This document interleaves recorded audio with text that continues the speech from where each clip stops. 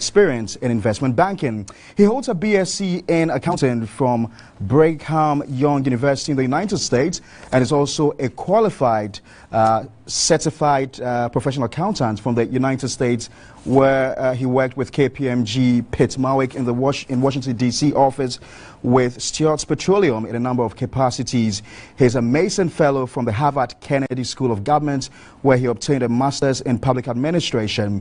He's the chairman of the DataBank Foundation, which is a corporate social responsibility arm of the DataBank Group, which has for the past 15 years concentrated on three main areas: that's leadership development, education, and mental health. He's currently the board chairman, the chairman of DataBank Group, and a member of a number of boards, including the Institute of African Studies, University of Ghana. Ladies and gentlemen, join me welcome our captain for the month of July, Kelly Gadzekpo. Please put your hands together for him. Thank you. Kelly, good to have you. Very good to be here. And Where thank have you very been? Much. I've been doing those things you talked about. When is the last time you went on television? Oh, it's not my thing. I haven't, I don't even recall. Maybe if I was at an event and got caught. But I don't actually, I'm in corporate Ghana. There's never the mention Kelly Gadzekpo without Ken Ofori-Atta. What is it about the two of you? Well, Ken and I have known each other for decades. Ladies and gentlemen, Ken Ofori-Atta is the current finance minister. Please go ahead. Yeah, for decades we're childhood friends. Good friend of my older brother, who I then poached from my older brother in terms of the business that we set up together, which is DataBank. So he's really actually somewhere between a mentor and an older brother to me. So you both had a bit of education outside Ghana? Yes, I did my undergraduate work at Brigham Young, like you said, and he did his, including his master's. He did his undergraduate at Columbia and then his master's at Yale. Which year was this? Can't remember his years, but mine was undergraduate. I graduated in '88, and then I went back after we had set up DataBank and been working for years and years. I went back to refresh myself and just get my juices going again about in 2005. So you made a lot of money in the United States? I wouldn't say that, because I only worked a few years after I graduated. So I graduated in '88, and by 1990, we had incorporated DataBank. It started operations by '91. I'm asking this question because I want to get the rationale behind the setting up of DataBank. For me, it was very simple, actually. So Ken, and also we had another partner, Togbi Afede. Togbi Afede, who in those days was called James Akpo. So Ken had approached me and said, look, I'm going to do this with James. Do you want to join? And I said, well, it's not like I know what goes on Wall Street. At the time, I didn't. I was barely out of school, right? But I know every company needs a sensible accountant, so sure, I'll come along. And that was, for me, the basis of my joining the team to co-found DataBank. There's a lot of difficulty these days with partnerships. I mean, people have businesses which are not performing well. They don't even want to give away equities in their business for, substantial investment and for substantial cash.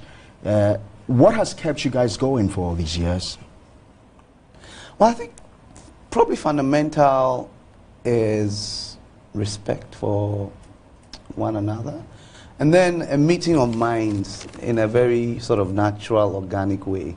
And respect, I can't say it even more, because you respect each other's roles, not just general respect. But so, for example, Ken has always, or would always respect my role as the accountant, as the administrator, and also as a partner, so that he would not go off doing things without things that he ought to be informing his partner about.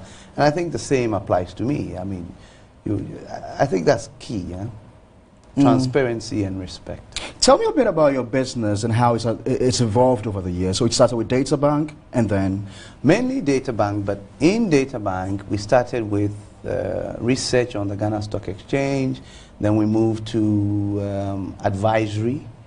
corporate advisory to various Ghanaian companies. Then we moved to stock brokerage, which is buying and selling of shares and sponsoring people on the Ghana Stock Exchange. Then we moved to asset management, out of which came the likes of EPAC. If you've heard of EPAC, it's a mutual fund, or M Fund, and so on. And then we continue to grow. By the time you've done these 4 things, you've really covered quite the breadth of investment banking. But there are smaller nuances, for example, private equity, which is where you raise money from institutions particularly to invest in other companies on their behalf with certain very clear guidelines and so on. So we're also doing that now. So what came Enterprise? Where did it come from? Okay, so Enterprise is an investment that Ken and I did. And I keep saying Ken, I should probably be saying the Honorable Minister or something. But Ken and I did separate from DataBank. And basically served on the boards and tried to direct it and guide it for a very long time. We've been directors and involved in Enterprise for almost a decade and a half, more than a decade and a half, 17 years, I believe. So it's not really new to us, except that it's not known to everybody that we were behind the scenes helping it grow. Because over the 17 years, we've seen some quite phenomenal growth at Enterprise. All right, so you're still watching Time with the Captains live here on TV3. Our guest for the month of July is Kelly Gadzekpo, the Chief Executive Officer of Enterprise Group. Tonight we've got students from Wisconsin University, from Mount Crest, and also a number of startups here to tap into the experience of our distinguished guest, Kelly Gadzekpo. Very shortly we'll be going to our audience, who will be posing a number of questions to Kelly Gadzekpo. Those of you at home also, feel free to send us your views, your comments, and your questions. Our line is 050-823-5228. 050-823-5228. So, where do we start from? Who's going to ask the first question? Okay, the gentleman at the far corner. Have you got the microphone?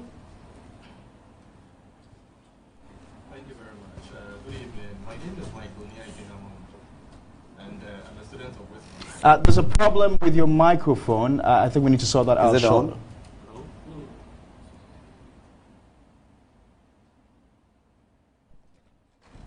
Okay, thank you very much. My name is Michael Niaite-Hammond, a student of Wisconsin. My question is, when you began, you spoke about starting DataBank in the 90s. Looking back, comparing the economic and the environmental conditions that existed then, would you say they are any different from now with regard to starting a business? And if so, what can the young entrepreneur now do to adjust to the business environment? Thank you. All right, so we'll take a response from Kelly. Excellent question. I would say that it's no different. One of the things about, a couple of things I'll say. Number one, Ghana continues to be what I call a frontier territory. In other words, most things that are required to move us from, let's call it, a developing country to truly developed, or even what we are now calling ourselves a middle income country. Most of those pieces are still work in progress for us. So the opportunities, for as far as I'm concerned, still are there. And if you are a history of economic, if you're a student rather of economic history, if you go back, you will realize that there are headlines and there are topics that we used to talk about in the 60s, through the 70s, through the 80s, that are still with us today. So the conditions, I feel, are roughly the same. The opportunities still abound. And ability to do things differently and innovate, still, opportunities are still around, but there was not enough competition then, was it? Well, what you're calling competition today, I would say back in the day when we started, there was no market for our product or our service. So you may not have had competition a la investment banking competition, but investment banking as a service or as a niche in the banking sector was virtually non-existent. So you now had to come and do things and bring people along to recognize the value you were bringing to their table, and therefore they would pay you for that value. So you may not have had competition, but you didn't have a market. Right. Who's going to ask the next question? Okay. So, right.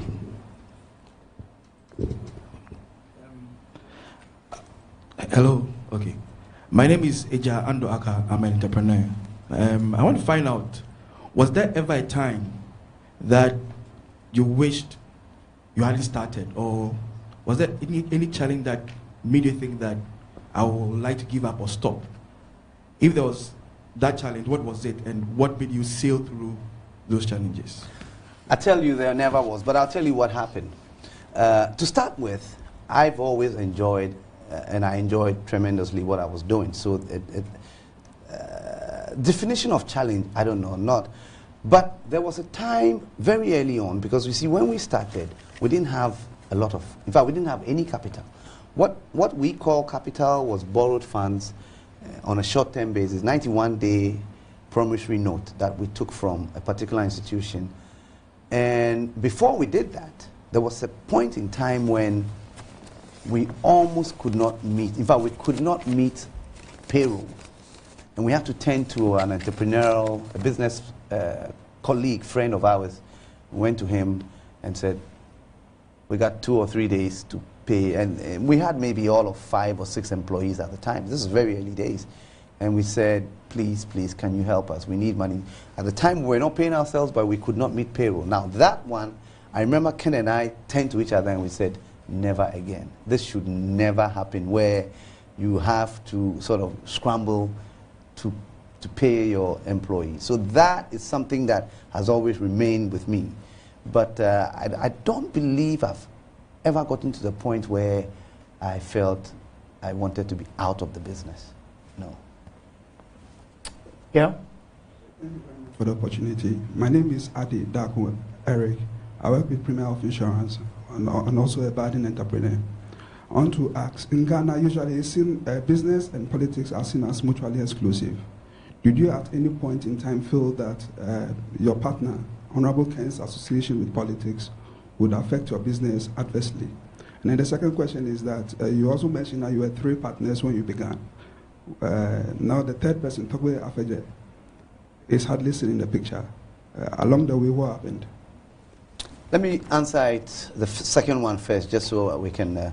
In about, I think it was about 2 or 3 years, maybe 2 years into developing the company, that there was a divergence, really. But fortunately, Differences in how we were running things. But fortunately, we were able to, or rather, he went his separate way in an amicable fashion.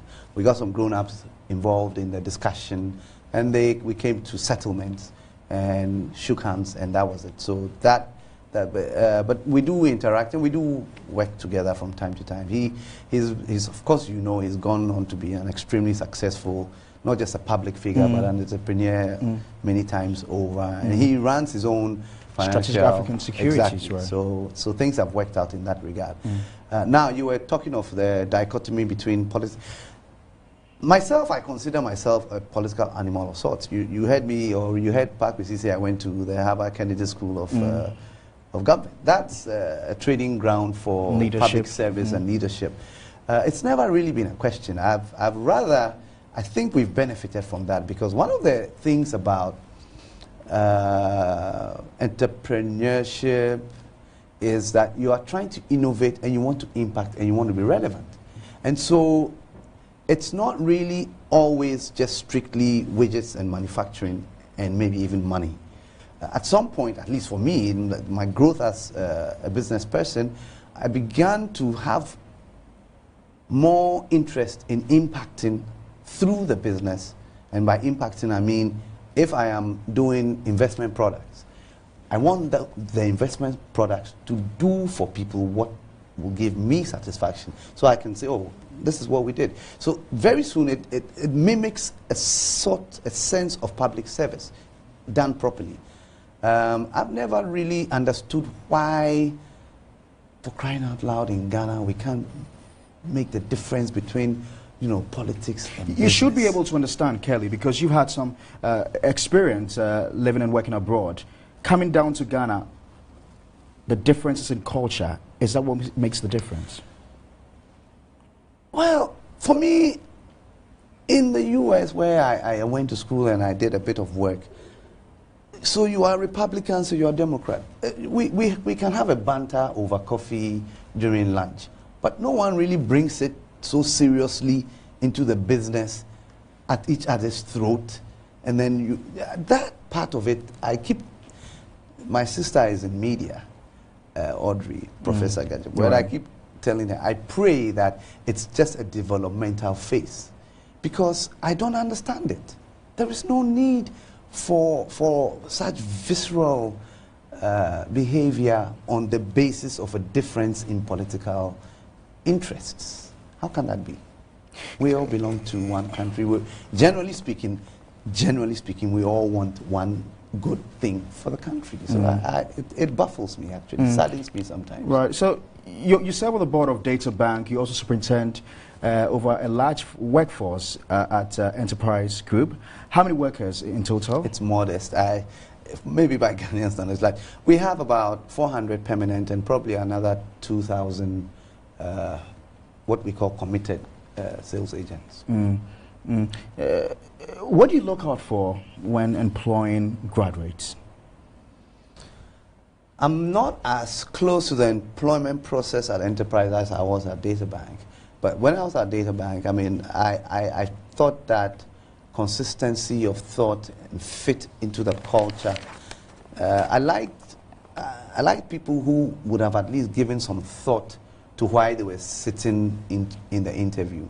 So, for example, if you came to an interview and you didn't seem to have found out a little bit about the company, I'm thinking, what are you coming here to do? You don't even know anything about us, and you say you want to work. Well, what if you come and we sell drugs? So I like when people have done some preparation, people have done some thinking about themselves and therefore what they want to do. Then the rest of it is my measurement of fit to the organization, because I believe every organization has a flavor, sort of culture to it. At Data Bank, for example, very flat, very open, not too hierarchical, and we want you to be responsible. We don't like to supervise very closely, and you do this, you do that. Kwame said no. And so we like that free spirit, that innovation. Enterprise is a bit different. They are very focused and structured. Like I said, I'm not really involved in the recruitment process. Again, that's also a symptom of the way the culture is. People go about doing their work, they're called HR, and when they found who they want, they'll come and introduce the person to you on Monday. In times past, we used to think that Data Bank was an ish. A lot of people wanted to work there, presumably because it was seen to be reserved for the very rich. Do you discriminate? No, you may be even more correct if you said the wannabe rich, because most people who join Data Bank joined straight out of school, young, but very hungry for investment banking, which itself is a sort of unknown and new animal. We don't discriminate. We have just about the representation of the entire Ghanaian spectrum as it relates to school. And some of our best and brightest, actually, have been are from the local environment, in fact. I'm going to come back with a follow-up question. I need a lady to speak, and I've got a lady in there. You've got a microphone? Kindly pass the microphone over to her. Tell us your name and where you represent. Patricia from Wisconsin University. I'm Patricia from Wisconsin University. I'm a teacher by profession, and I was so glad to hear from our guest that initially they employed elites together with other people from the local background. I was so happy to hear that. I was about asking you your suggestion or advice on kids who complete school, especially JHS. They have marvelous ideas. They have crafts. They can make special things that can even bring tourists. It can even bring a tourist attraction to our country. But because our education system is all about academics, most of them complete and they don't perform well, and it seems that's the end. Their dreams are shattered. What do they advise? Because our education system is not favorable. And sometimes it's sad as a teacher to see a kid who is very talented but dropped out because of academics, poor performance. It's Interesting. so sad. So If I get you, you want to address more the issue of, so the kids go to school, and presumably Wisconsin being a university, they come out and they can't get a job. Is that sort of what you're saying? But they are talented and they could have. One of the things I've always said, obviously, I've always said this, that if only people would take a step back, particularly our university graduates, and realize that they actually belong to the top layer of our social and economic structure, just merely by going through from primary school all the way to university. If you look at the numbers compared to, let's say, the 26 million or so Ghanaians, if you look at the numbers of graduates from universities, you realize that it's still probably under 3%. What that really means is that you are at the top of your game, but you need to own that game. And unfortunately, like you're saying, maybe the universities are not preparing people to come out and do for self as much as to come out and do for others and go and work somewhere. And I wish the narrative would change for people to realize that by the time you go through the school system in Ghana, all the way through university, you are a special somebody. Seriously. You virtually don't even need anyone to offer you a job. People need to be probably bribing you to come and work. But even if they don't see it, you, the skills, and the fact that you are already ahead of, let's say, 95% of the people in terms of your level of education, your level of thinking, which is part of the educational experience, you really ought to be able to say, okay, you know what? I'm going to start small, but I'm going to do for self. And you know, there are several, not everybody, but there are people who do it. There are even people who start being entrepreneurial whilst they're in university. I've met people who tell me, oh, this is what I used to do when I was in university. So when I came out, and then this, and that. So it's just, it's almost like we need to change the narrative for university students to realize that they probably don't need to wait to get that job, but to go out, when you graduate, to realize that what I have in my hand, 95% of the people in this country don't have. So how can I monetize it? And it is true that it would have been more effective if entrepreneurism and those kinds of things were being taught in the schools. It's true.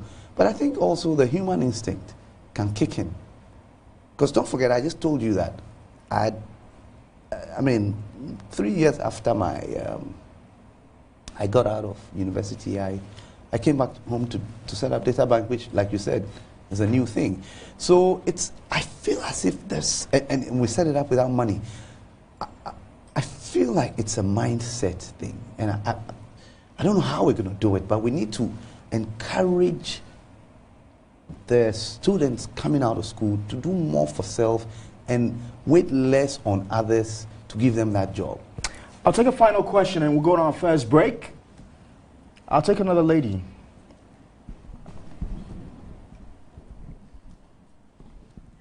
Thank you. My name is Esther Yama Forsen. I'm from Chris University, and I'm a law student. But then first I'd like to know, you mentioned just now that you didn't start with money. So how did you do it? And what's your driving force? Obviously, I mean, you're an entrepreneur just after university. You need something to start up with. Because now, I mean, your businesses are growing. So how did you do it? Okay, so specifically, and I think you want to know how did you survive, how did you... So here I am, having finished university in the US, gotten a pretty nice job to start with in the US, working happily, renting my own apartment. I think by the time I was even living in the US, I had bought a house. Then I come home, and of course I come... You think you had bought a house? I did. Or you had actually bought a house? I had a house. Okay. That I had to sell. I put it on the market to be able to, focus on what I was doing here. But I come home, And you can call it not thoroughly prepared in the sense that I didn't take time to relocate. I thought I was young, I wasn't married, so I come home, I go to stay in my parents' house. I didn't even ship a car, right? So I'm using my father's spare car, and I can tell you so was my partner, Ken, you know.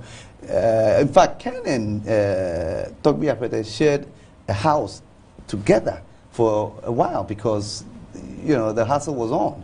We didn't pay ourselves any salaries, which means that, you know, of course, I'm sure there was some level of allowance, but you don't even call it salary. You just basically whatever you could share, maybe once every other month, you split it, and then no one talked of salary.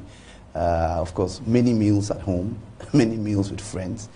But we started small, and that's the one thing I think people should recognize, that you need to start small when you don't, even if you have it, particularly when it's a new thing, to even sort of lower your risk, you need to start small, and then as you gain experience, you can up the game. So we started small is the best answer I can give you. And of course, the blessings of God, you always need that one. Okay, so you're still watching Time with the Captains, your monthly business mentorship program. Of course, your award-winning show, Time with the Captains, live here on TV3. My name is Parkwesi Osara. Our guest for the month of July is Kelly Gadzekpo, the Chief Executive Officer of the Enterprise Group. We're going to be taking our first commercial break. When we return, there's a lot to talk about. Kelly's telling us that, look, you've got to start small. It's not difficult to set up your own business, but in a country where interest rates are averagely hovering around 36%, what have you, how can you be expected as a young person who just finished school to go to the bank and borrow at such a ridiculously high rate? We'll be back shortly. Please show some love. Thank you.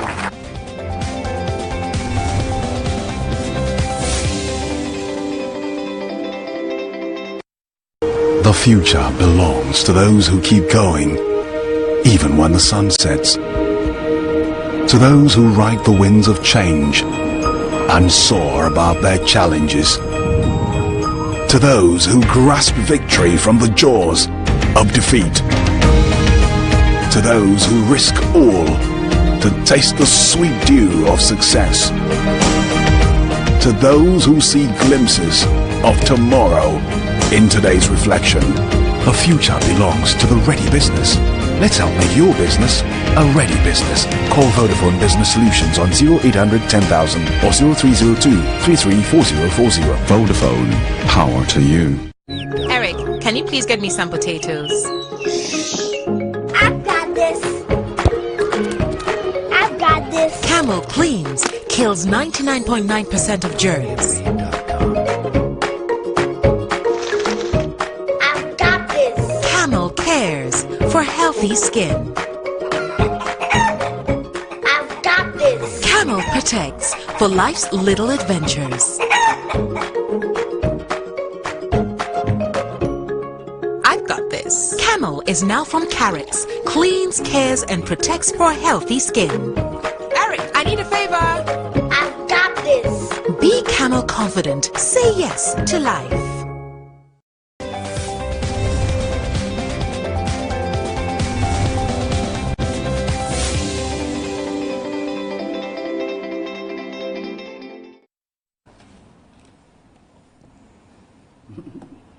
All right, so welcome back to Time with the Captains, your monthly business mentorship program live on TV3. Just to remind you, we're live on TV3. We're also streaming live on Facebook. My guest for the month of July is Kelly Gadzekpo, the Chief Executive Officer of the Enterprise Group. We've also got students from Wisconsin University as well as Mount Christian University. We've got startup businesses also being represented here. They constitute our audience for the night, and they've been asking questions. Who's going to ask the next question? Okay, let's pass on the microphone to a gentleman.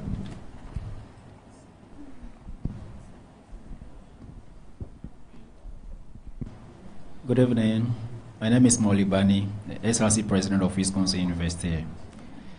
It's very obvious that you've built a very strong relationship with our Honorable Finance Minister. Now, getting into partnership is a very dicey thing, and finding the right person is also a question to answer.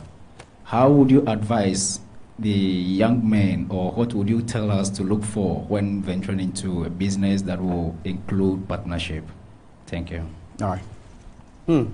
So I said a few things. I think I said respect. Not just of the person as a human being and obviously as your partner, but respect the roles that you play. And hopefully the roles ought to be complementary. No need partnering when you're overlapping. If both of you have the same skill set, unless it's about scale, then what are you So you contributing? appreciated your unique differences? Absolutely, absolutely. That I think if one was going to drill down to the technical, that would be it. Because even when we started, it was very clear. Toby Apede was the one we call the analytical integrity guy. Analytical integrity guy. Yeah, sharp mind, great thinker. So he would dissect the technical components nitty-gritties of the matter. Okay. Then Ken was our business developer, rainmaker in the investment banking world. You call those people rainmakers. They bring in the business because they can go and put a good pitch. People understand, people have confidence. So he was a rainmaker. I was the bean counter, the accountant. Like I said to you in the beginning, when it came up, I said, well, as for me, I know that there's no business that doesn't need an accountant. So even though I wasn't an investment banker at the time, and I knew very little about investment banking at the time, I knew that if you're going to run a good business, you need an accountant. So the roles were very clear and distinct. And I'll tell you something about respect of those roles. So Toby Apede is himself a consummate accountant. Very good one too. I think that's what he studied, BS admin at Legon. Probably even a better accountant probably than me. But he did not let it become an issue. You know what I'm saying? If support was needed, he would give it. But he is not trying to let you know you're a small boy. No. So that respect of roles, respect of individuals, and transparency. Transparency. So you open up, you know, so not everybody is, not all the partners are in the accounting role, right? So the accountant has a responsibility to open up the books for the rest of the partners to see what's going on. Not everybody is going to the meetings to bring in business, right? But the partner who goes comes back and debriefs properly. And the same with, you see, so it's just that transparency and the respect. I think it's key. That's quite interesting. And so, would you say that one of the difficulties a lot of people have with partnerships is because they're not transparent enough? It could be any number of things. Who am I? Look, at the end of the day, I feel very lucky and blessed that it's worked out. After all, we were 3 and 2 survived, so one could say it wasn't 100% like that. But some of these things we're talking about are just things I recognize contributed to our cohesion. And I can see where, had they not been in place, it could be problems. So what have you done for society? I mean, what's been the impact of your wealth over the years? Particularly, it's more the latter days and the establishment of our asset management that I've really begun to truly appreciate what DataBank has come to stand for, where you can run into somebody, whether in the elevator or even in town, and they find out who you are, and they're like, oh my goodness, you have no clue. You know, 5 years ago, I brought this amount of money, and I didn't even know, I forgot about it. And so I came, and then when I looked at the money, it had grown. People talk about houses they've gotten out of it. People talk about school fees that, you know, they paid out of it, and so on. That fills me with great joy. So I know we're having impact like that. That's on the DataBank front. But even at the enterprise front, this short time I've been the chief executive, but I've been affiliated. I mean, people get into scraps, and they come, and as an insurance company, with the person has a policy with you, you're able to just sort them out. And we pride ourselves, particularly at enterprise, at sorting you out with very minimum fuss and as quickly as we can. And we've done it consistently for over 95 years. So who would you say has been your inspiration, your motivation in business? In business? That's a tough one. I mean, I think maybe the greatest one might be my partner, in the sense that I've learned a lot from him, and that has really stood me in very good stead. I'm not one of the people who's got a retinue of names. I'm not actually, unfortunately, the greatest reader of autobiographies and things like that. My dad was a great influence on me in terms of the hard work that is required, and probably issues like the transparency and you take what is yours type issues that sometimes when you don't have those boundaries very clear in business can be a problem, both for a partnership or even for the business itself, even if it's just for you. If you don't know how to partition and say, oh, this one is a business, so I'm not taking this money to go and do this other thing. Those kinds of disciplines, that's my father.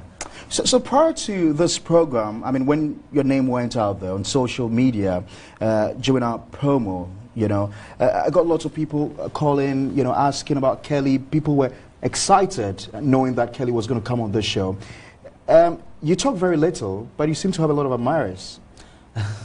How do you do that? I think I'm just fortunate that people see me in that light, because I myself was quite surprised at the number of people who called me and said, hey, you're coming on TV, you know, and I thought, wow, okay.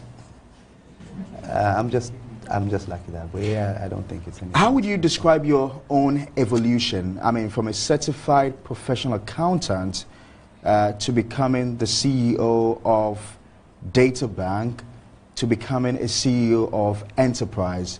Now you're virtually a manager, some sorts. Well, for starters, you see, even though I trained as an accountant and I started the work of an accountant, I actually wasn't enjoying it much. So I can tell you for a fact that within 2 weeks of starting that lovely job I talked about at Pitt Marwick in Washington, D.C., I knew, no, this one there. And meanwhile, I had spent the better part of, since like O-levels, committed myself to becoming an accountant. So after all that, I entered my first job as an accountant and auditor in a very prestigious firm. And within 2 weeks, so from that point on, it's difficult to say I was the architect, so to speak. But fortunately for me, the opportunity at DataBank came. And more than the craft of investment banking, I think I enjoyed the environment of creating and having something meaningful that I was doing. Obviously, I wasn't scared of numbers. I saw the opportunity in investment banking. And I was starting out with great guys who knew what they were doing. And my final question before any of you come in with your question, I mean, you and Ken never argued about who takes the bigger chunk of the investors' money, who takes a bigger chunk of the profit, who becomes the chief executive officer. You know all these fights about between the PNC and the CPP. No, don't forget. You see, people need to be honest with themselves sometimes. To start with, I told you, I'm sitting by somewhere and the man comes and says, hey, do you want to do this? I evaluate the thing and I say, look, I don't know what it is you're going to be doing, but I know you're going to need an accountant. What does that mean? I'm not going to come and pretend as if I am the repository of knowledge regarding investment banking. And I'm not going to come and want a bigger share of the cake than him, the man who brought you. The man and you yourself, you say you don't know what the thing is about, but well, I'll come and assist. Then you want a bigger piece. You got to be honest about these things sometimes. You know what I mean? And I haven't really, well, if it's about both of us, I can tell you neither of us really is hung up on money and the quantity of money. That I can tell you for free. What is the purpose? It's what you do with it that is interesting, not the fact that you've accumulated it. So quite frankly, if there's pressure on me these days, I'm like, oh gosh, you can't have all these blessings and not have make an impact. For me personally, that's my biggest challenge now. Not that I have a mountain of money, it's not about money, but I'm saying... But you do have money. I'm comfortable. I'm comfortable and thank God. Next question. Okay, let me see that lady there. Kindly pass the microphone over to the lady. The lady in red. You tell us your name I'm Priscilla, a worker and a student of Wisconsin. I'm really inspired by your story. At the beginning, you did mention that there was a time that you had no market for your product. Do we call that as a challenge? And if so, what advice do you have for young and old entrepreneurs when they're facing difficulties? What advice do you have for them? Okay, so that's a challenge because you see, the product we were selling was a new product in the market. So you had to grow the market. And how do you grow the market? You grow the market by educating people and showing them the value that you bring to the table.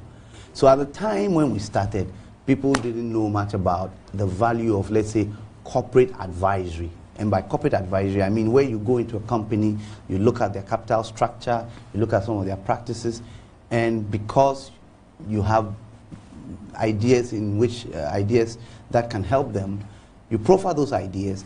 Somewhere in the Western world, especially on Wall Street, people pay tons of money for that. And they sign happily and they pay you. But in Ghana, when we started, it seemed like a good conversation that the MDs would have with you. But when you send them the bill, they're like, oh, you know? And I'm saying, Pastor, I use my brains. And this thing is going to help you, or it's helping you. Your business is growing because you're using my ideas, and you don't think you should pay me something? But over time, they came around. And now corporate advisory is a very common service. All right, before we take our next question, let's quickly engage our viewers on Facebook as well as those of you watching us on television. This one from Atipo Divine says, good evening, sir. How can young entrepreneurs overcome the existing one? I don't get that question. How can young entrepreneurs choose their partners? Are customers always keen if they're doing the right thing? That's for Efo Divine in Ziope. You know where Ziope is? Ziope is settling somewhere in my home district, Volta region. All right. Okay. This other one says, my name is Michael. I'm enjoying the discussion ongoing. I'm a teacher by profession and interested in setting up my own business in 4 years' time. What's the best thing to do? Because I'm not interested in going for a bank loan for now. And even with that, shouldn't be 100%. So start the business. I don't get that. Okay. So he said he's not interested in going for a bank loan now. Hello, I'm Achu from Lao. What does Kelly think of big Ghanaian businesses merging and expanding or losing out to foreign ownership? Example is HFC Bank. This other one. Oh, that's a lot of questions. Lots of them. Are you going to help me? Remind me? If you remind me, I'll answer. I'll try. This is Master Bengalazi Atipo, a student leader, University of Health and Allied Sciences. Okay, this is a long one. So let me take this question from Achu. He says, Kelly, what do you think of big Ghanaian businesses merging and expanding or losing out to foreign ownership?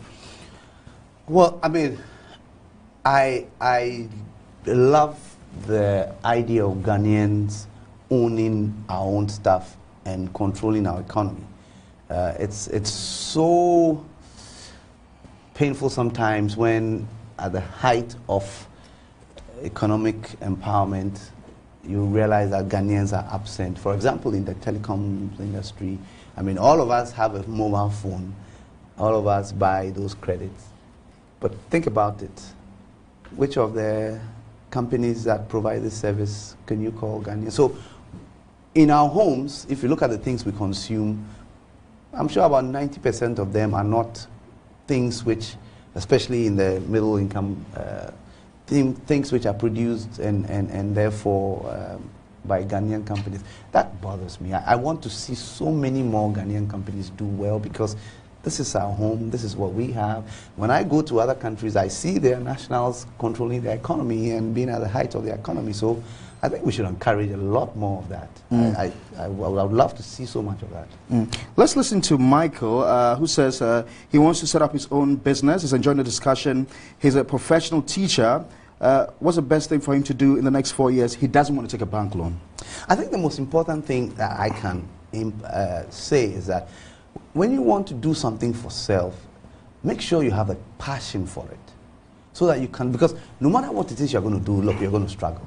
You've heard me talk about some challenges that we had. So I assume challenges is part of the territory, and challenges actually is what spits out the opportunities. So passion for what you're doing, I think, is number one, even before you start thinking about where to find the money. Because sometimes when you have the passion, the sacrifices required may lead you not to want to even go and borrow, like he said. I don't want to borrow, I'll just start small and do small. It's all good. It's good. So now, but if he is looking at how do I finance without borrowing, I'll say it depends actually on the business you're going into and the quantum of financing needed. I mean, sometimes I sit and people are looking to borrow. First off, you haven't started a business yet. And the kind of big money you want to borrow, you yourself, you haven't even counted some before. It's a problem. You just have to be modest enough to say, no, you can show him some love if you want to. Come on. But there's nothing wrong with modesty. You can start small, and based on how you are doing, incremental steps, you know. It really worries me when people challenge themselves with big loans and start big, because there's no guarantee you are going to succeed on the first try. That's another thing. The fact that you don't succeed on the first try should certainly absolutely not discourage you. I can tell you of many things that we would have liked to do even within DataBank that failed. I can even tell you of things which you would consider great opportunities that we held in our hands and then they slipped. So, but you never give up. No, you don't give up and you never stop. Right. You're not to call the number scrolling. It's for WhatsApp. So those of you calling, please kindly stop calling. Daniel in Kumasi says, in business, what are some of the negative risks you should not engage in? I think if you are in a business that is either regulated or is regulated by law or by an authority, you should always stick to the rules of the game. And particularly in Ghana, pay your taxes, you know, just don't play fast and funny with those kinds of things. If it's SSNIT contributions, just make them. Don't, you know, if you sign a contract, abide by it. Simple, they sound simple, but you see a lot of times people want to play fast. And some people get away with it, others don't. But all in all, it just makes for a very murky, untidy arrangement when you haven't paid your taxes and the taxman is after you, or you've withheld your employees' SSNIT contributions, but you didn't give it to SSNIT. Problems. So those are at least fundamentals. I'm going to take this final question. We've got lots of your messages. Unfortunately, I can't read all of them, but let me just take this final one, and then I'll take, we've got 4 more minutes to wrap up. I'll take 2 more questions from the audience, and then we wrap up. This one says, oh my God, people keep calling. Good day, Mr. Host. I enjoy your program. God bless you. I joined a company which I'm currently working with. Before I went for the interview, I didn't do background check about the company, and the way the staff are treated, it's really bad. How can I do background check on a company? Absolutely. Before any interview, you ought to be able to find out if it's a company with human beings working there. Even without knowing somebody, you are going to be able to, oh, excuse me, oh, you've worked here, oh, you know, because you would have brought your CV to that company. Or even if you haven't taken time to go to the company, you should.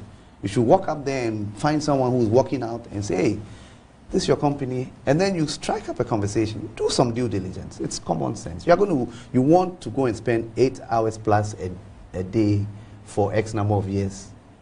There's nothing wrong with taking a taxi, going to that company and spending 2 hours trying to engage somebody who will tell you a little bit about the company. All right. I've got just two more minutes. I need 2 questions, one from a lady and a gentleman, in 30 seconds each. I'll give the lady an opportunity, the lady there, the fair lady there, and the gentleman with the microphone. Quickly, in 30 seconds. Okay, my name is Byron. I'm an entrepreneur. You started by saying that when you started your business, there was no demand for... Chief, the way you're talking, in 30 seconds, it will be done. There was no demand for your product. And there is also a saying that if a business that has no customers, it's like you are not in business. So how do you... What I said was you need to educate. You see, there is a need, but the need had not been packaged as a product. Or rather, the response to the need had not been packaged as a product. So you go and you talk to the MDs and you give them advice. But they are taking it as free advice. Then you're telling them, no. It's not meant to be free. It's a sample so that you can understand what we can do for you. You understand? So you educate, you bring people along to see the value that you bring to the table. That is a requirement. Final question, lady. My name is Nancy Morris. I'm a student from Wisconsin. I want to know what really motivates you to keep going? I think that for now, it's if I feel I'm being useful in whatever I'm doing, then I can wake up and be happy. So for example, like at the enterprise, I'm entirely switched on because I feel very useful. I feel I'm being used by my colleagues and my team. So it's very, very fulfilling.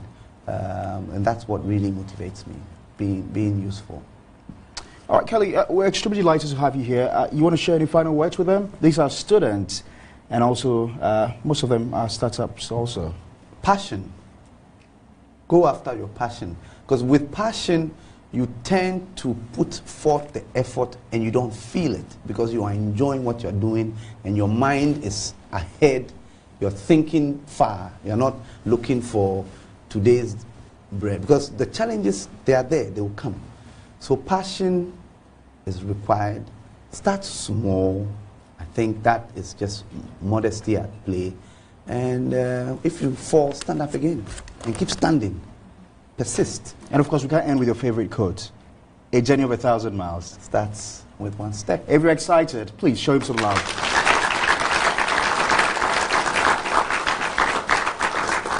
All right, so ladies and gentlemen, thank you very much for watching Time with the Captains. The July edition of Time with the Captains. It came to you live from our studios here at TV3. We're live on Facebook. We're also live on TV3. Our captain for the month of July has been Kelly Gadzekpo, the Chief Executive Officer of the Enterprise Group. And we've also had students from Wisconsin University as well as from Mount Crest. And for the very first time, we also had some startup businesses here to tap into the experience of Kelly Gadzekpo. Thanks very much for watching. My name is Sparkus Asari. Much appreciation going out to my technical team. God willing, same time next month, we'll be here with another edition, special edition of your favorite award-winning program, Time with the Captains.